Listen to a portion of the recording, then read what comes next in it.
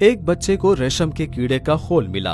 वो बच्चा इस खोल को अपने घर ले आया कि देख सके कि तितली इसमें से कैसे निकलती है। एक दिन उस खोल में तब्दीली होने लगी। बच्चा फौरन बैठ गया और खोल को देखने लगा कि इसमें से तितली निकलेगी।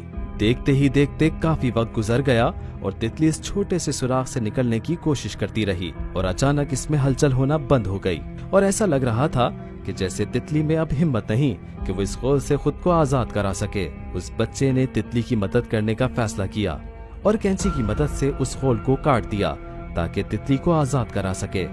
बच्चे की मदद से तितली आसानी से खोल से बाहर आ गई, लेकिन उस तितली का जिस्म सूजा हुआ था और उसके पर सिकुड़े हुए थे।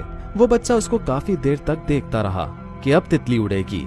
ये पल वो खोना नहीं चाहता था, इसलिए वो तितली को देखता रहा, लेकिन वो पल कभी नहीं आया और हकीकत में उस तितली की सारी जिंदगी जमीन पर रेंगते गुजर गई और वो कभी नहीं उड़ सकी।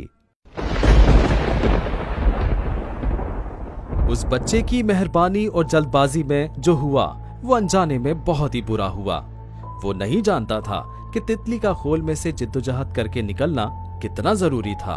तितली के खोल में से निकलने की जिद्दोजहद करना खुदा की तरफ से एक राज है कि जब तितली खोल में से जिद्दोजहद करके निकलती है तो उसके परों से उसके जिस्म में एक ऐसा फ्लूइड जाता है जो उसके परों को भरता है और उसके जिस्म को हल्का करता है जिससे वो उड़ सके।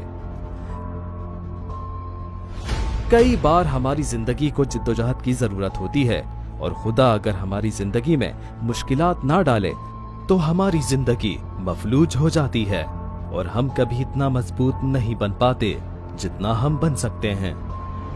मैंने कुव्वत मांगी और खुदा ने मुझे मुश्किलात दी ताकि मैं मजबूत बन सकूं। मैंने हिम्मत मांगी तो खुदा ने मुझे खतरात दिए ताकि मैं दलेर बनूं। मैंने इमदाद मांगी, खुदा ने मुझे मौके दिए। मुझे कुछ नहीं मिला जो मैं चाहता था, मुझे वो सब मिला जो मेरे हक में बेहतर था। हमेशा खुदा पर भरोसा रखो क्योंकि वो जानता है तुम किन चीजों के मोहताज हो।